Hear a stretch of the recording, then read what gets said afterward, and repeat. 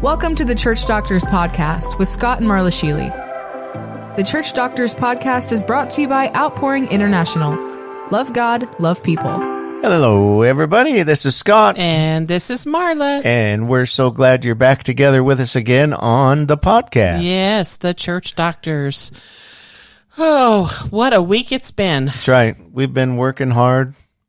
We've been suffering in the in the valley of why is what Marla calls it. This is the valley of the why for us right now. I guess we could entitle today's podcast about that. You know, a lot of people have been in the valley of the why, and sometimes you don't know the why, the reason why, but it's very important that when you're in the valley of the why that you just keep your focus and you keep taking one step at a time and keep obeying, and eventually you'll come out of the valley. Yeah, and I think that there's kind of a thing that happens, especially if you're a believer, that when things don't go exactly how you thought it should have went, you know, like you have expectations pretty much, and the things that we've gone through in the past 3 years is different than what we expected quite a bit, and yet we know better than to just stay and, you know, hold on to what we expected. We've been leaning into God and asking Him, what do we do? But it's just so, I think it might be for everybody. Yeah. You know, there's a lot of change going on. There's a lot of squeezing and pushing and pulling. And I think God's preparing us to make us stronger so that we can be better fit for what's down the road for us in ministry and in loving each other. Yeah. You know, we left Oklahoma. We sold our home. We purged to leave our home. We bought an RV. And we thought, well, we'll live in that until we find a house. And we figured, 3 months. Our stuff was put in a humongous storage. And, that didn't happen when we got here because COVID hit right in the middle of all of our move. And we got here. And so for the next 2.5 years, we lived in our RV with everything in storage, paying on that storage. And it was like, it was hard because you're like, you can't even get into it. You can't do anything. It was like you were stuck. But we felt like after we came back from Ukraine and after our oldest daughter's wedding that we needed to do something about it. And we had moved into, about 6 months ago, we moved into a furnished home. So we didn't need any of the things in our storage. So the last 2 weeks, we have been purging this huge unit down into a small 10 by 20 unit that we actually still have space in to put more things in. Yeah, I was kind of shocked. To begin with, we were like, I don't know if this is going to fit at all. Right? But we did good. We did. We've really gotten rid of a lot of stuff. We made a huge yard sale pile and giveaway pile. I had only one meltdown, and that was when you wanted to have me put my rocker in the garage sale pile. And, you know, the rocker had absolutely no sentimental value to me, but it just was just came to a head, I guess.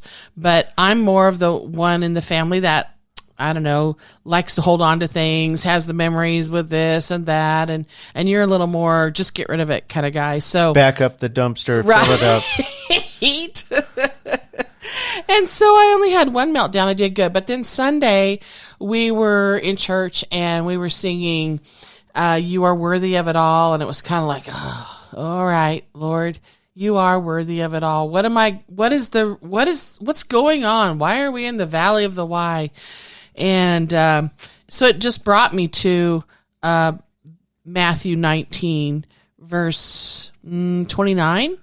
And it says, for anyone who's left behind their home and property, leaving family, brothers or sisters, mothers or fathers or children for my sake, they will be repaid 100 times over and will inherit eternal life. Yeah. And other translations add in this life and the life to come. So the reward isn't just a heavenly reward after we die and we hear, well done, thou good and faithful servant. There's a reward for not giving up. There's a reward for righteousness' sake. And so you want to keep pressing into God during the season and keep asking him, okay, this is different than what I expected. What am I supposed to do? And so you just obey one step at a time. Well, and sometimes you have to let go of the good things that you've got going on in order to get the God things. Yeah. And it's hard. It's really hard. I mean, I'm just be honest, it's hard. But the reward is worth the worth it all. It's going to be worth it all. Well, yeah, that's God's promise. He doesn't just wind us up like a wind-up toy and leave us here in the earth to figure it out. He's with us. He's right here with us. And so, but he doesn't ever leave us in the same spot. He wants us to march forward and go with him in the moment. Everything doesn't have to be perfect. And you don't have to have all the answers. Yeah. Sometimes you just have to be obedient. We've done that multiple times in our life where we've just loaded up go to a place. Go I'll to a show place you. we don't. Yeah, just like we did that. people once. in the Bible. Yep. So. So anyway, we've just been having a really, really hard couple of weeks as we were trying to purge and do that. And I am happy to announce that we did get out of that storage unit, and it felt good actually to be in a smaller one. But on the same, in the same sentence, I want to say, why? Why did we have to go through that? Why did we have to purge? Why did we have to downsize again when we know there are greater things coming? What does God have up his sleeve for us? And the Valley of the Why is just really perplexing because you want to know why. And if you stay there, it can be kind of punishing.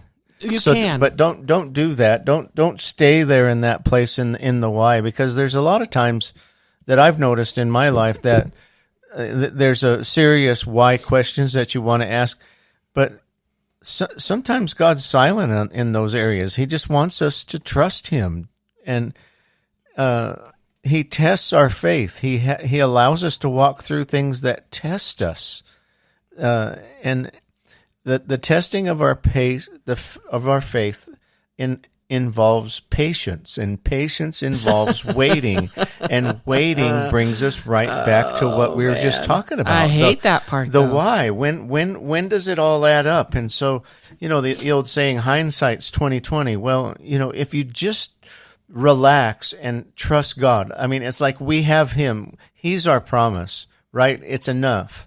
And one of the things that helped me this week when I was feeling sorry for myself, going, that's what you do when you feel sorry for yourself. Ask why too many times, you don't hear anything, you cry. But I went and visited a gentleman in the valley here that a friend of mine wanted me to come with and minister to him. And he's a veteran that's had a stroke, and he lives by himself in this a horrible little shack, really, that's reminded me of one of the trips I did to the dump in Brazil. Mm-hmm. It's just nasty. It was gross. It wasn't fit for somebody to live in, and he's can't get any help from the VA. And this friend of mine, and we sat there and just visited with him and laid hands on him and prayed for him and prayed for healing and prayed for. But he's got a really good attitude about it. Kind of an old cowboy guy, so he kind of likes living next to his barn in this little shack. But I walked away from there through the tall grass and around all the junk that was piled up in the yard. It was everywhere, and I just thought, thank you, Lord. It's kind of the Valley of the Why is prone to tripping over complaining. Mm-hmm. Like, you just want to complain. You want to throw your hands up in the air and go, wait, I'm a full-grown adult. I should be able to decide a little bit better than this about how this is working, Right. And then you compare yourself to everybody else, and by the time you get done with all of these why questions and comparison and depression comes. I mean, you can go into a full-blown spiral and end up totally out of faith and being attacked by the lies of the enemy. And so God uses situations like this to bring us closer to his heart and to remind us that we need him in every part of our lives. Yeah. And maybe we weren't including him in the parts of our lives where we were collecting too much stuff. Right. And right. when we moved and he was trying to point at things, get rid of that, sell that, you're not going to need it. And we're dragging our feet going, it'll fit in the U-Haul. It'll be okay. The 2 U-Hauls. Yeah. But it's just like the children of Israel being in the wilderness. We've always told people, and we've always believed that there are miracles in the wilderness. And when you're in that valley of why, or that valley of in the wilderness times where it's not fun, it's not the happy times, it's not the mountaintop experiences, it's the valley times.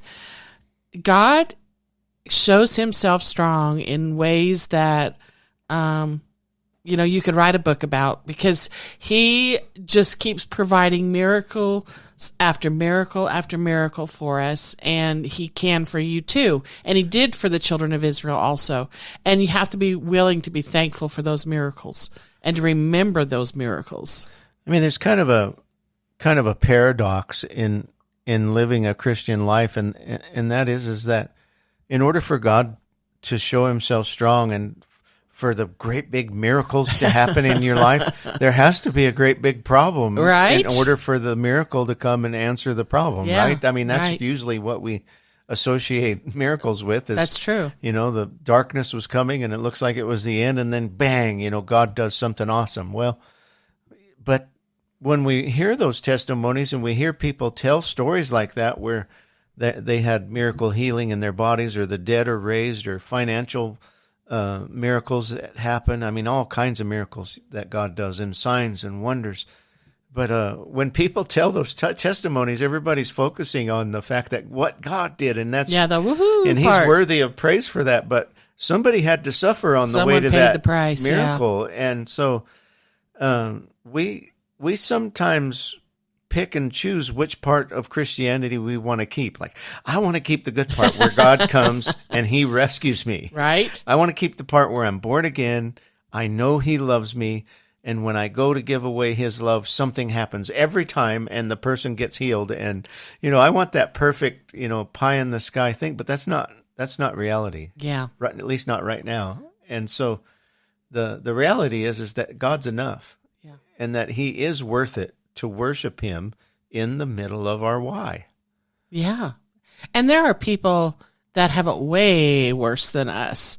Oh, yeah. But you feel like when you're in that valley of why that it couldn't get any worse, or nobody would understand. Nobody, you start focusing on nobody else has ever experienced this. It's the big lie. Yeah. The devil always tries to separate you from the herd, right, and make you feel like you're the only broken one, right?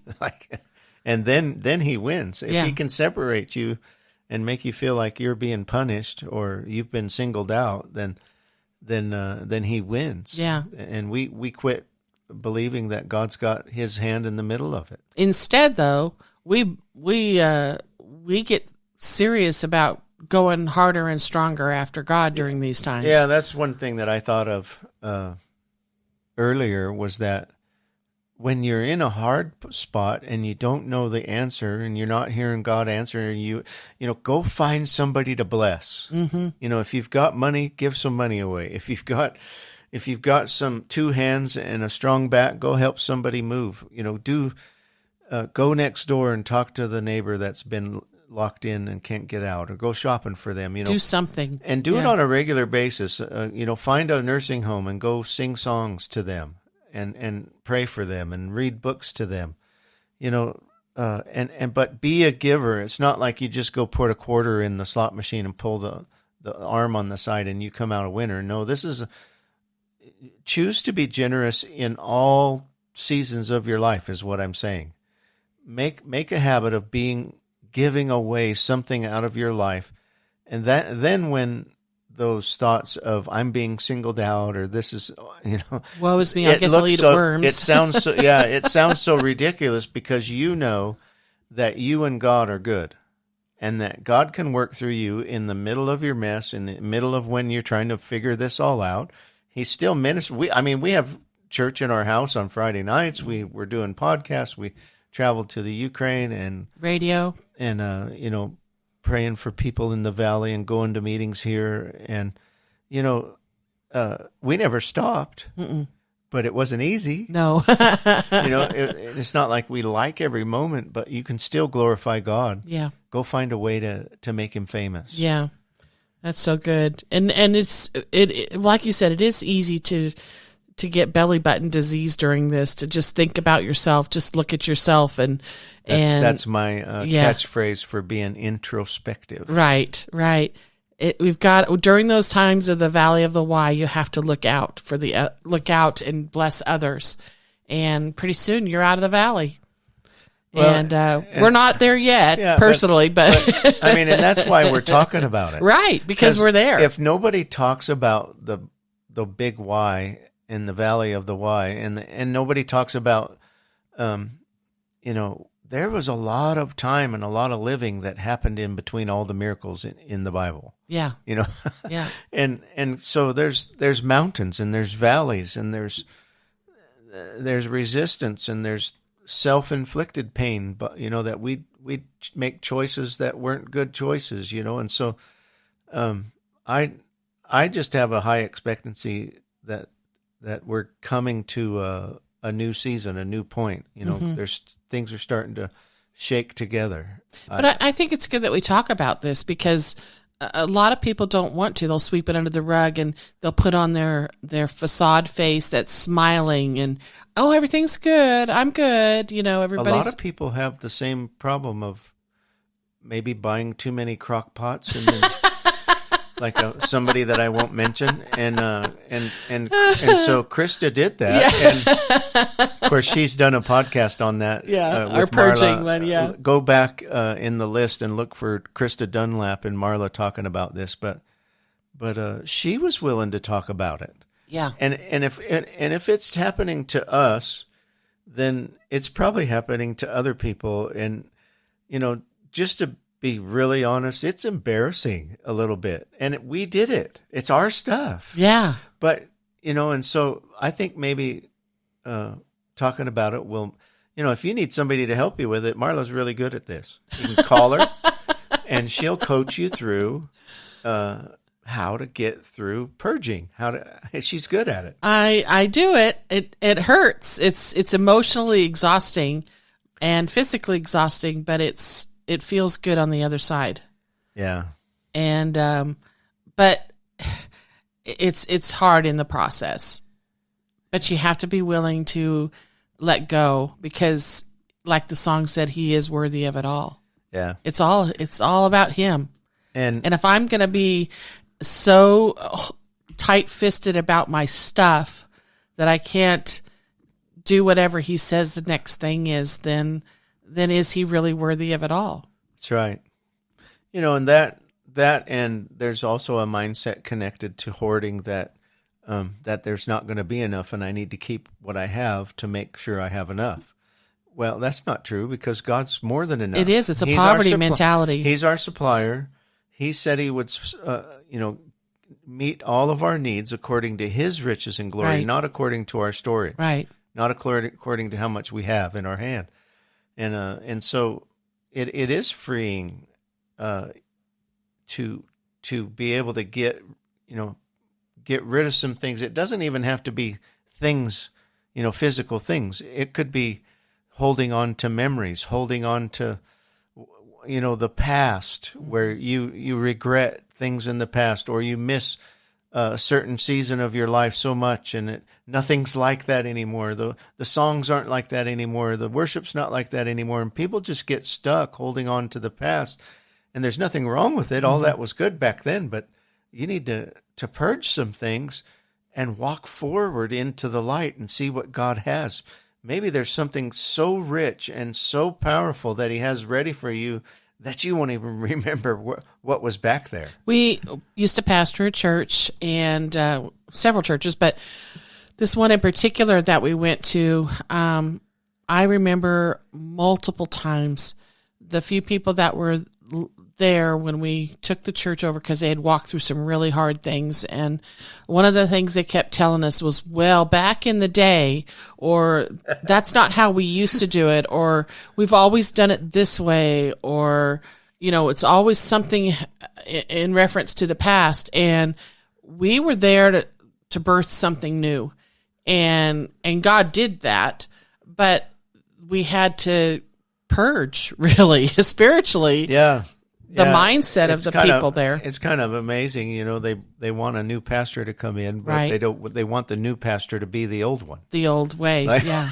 Yeah.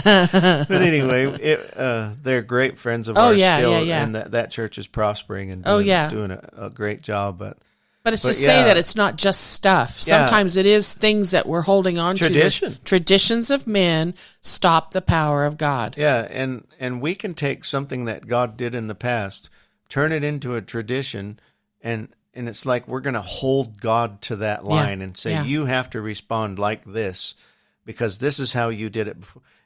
Wow. I mean, that's kind of exalting ourselves a little bit high, I think. and so I don't ever want to put myself in a place where God has to respond to me because of what I knew about him in the past. Mm-hmm.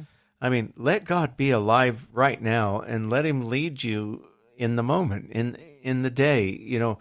Let him be fully alive, just like he is. He's not a God of the past. He's not a tradition.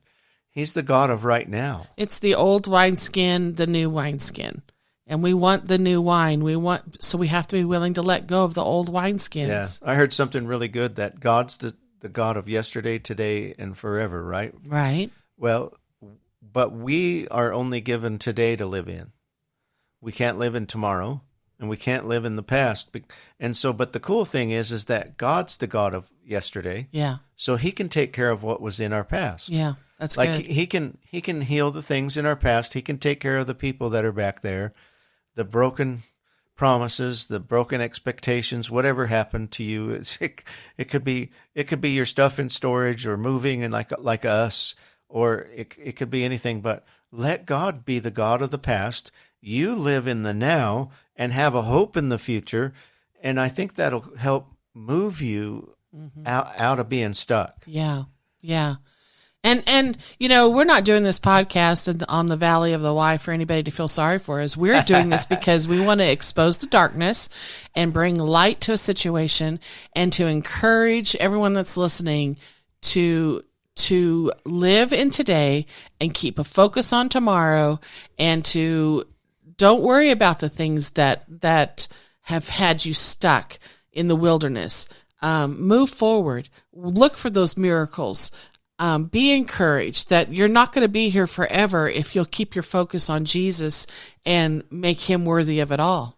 Yeah, I mean, a mature Christian, stops and says, "Ouch, that hurt."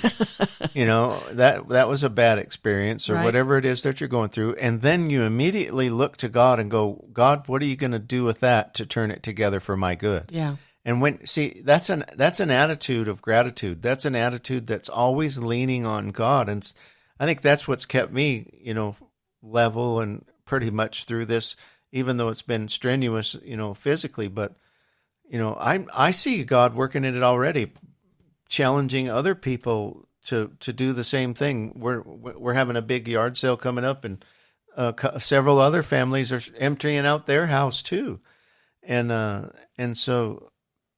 And seeing how the hand of God and the provision of God in all this, being able to sell a few things and have some cash flow that was extra, for us. Yeah, we were just paying for it to be sitting there. Yeah. For 3 years, Yeah. we paid for it to sit. Yeah. And I'm sure there's people that can that are listening that will say, "Oh, I've had a storage for 25 years." Well, maybe it's time to get rid of some of those things. Yeah. Yeah. And make yourself available to God. Put yourself in a position where if he said, "Go do this," you have no looking back. You're just like, "Okay, here we go." Yeah. Yeah. And I think that's a healthy thing. So be encouraged today. The valley of the why that maybe you're walking through today will not be forever. be encouraged to know that you will inherit today you can inherit in this life the kingdom of God. That's right. We love you. Thanks for being with us.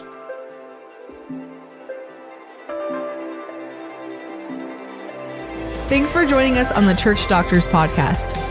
For more information or to contact us, please visit our website at outpouringintl.com.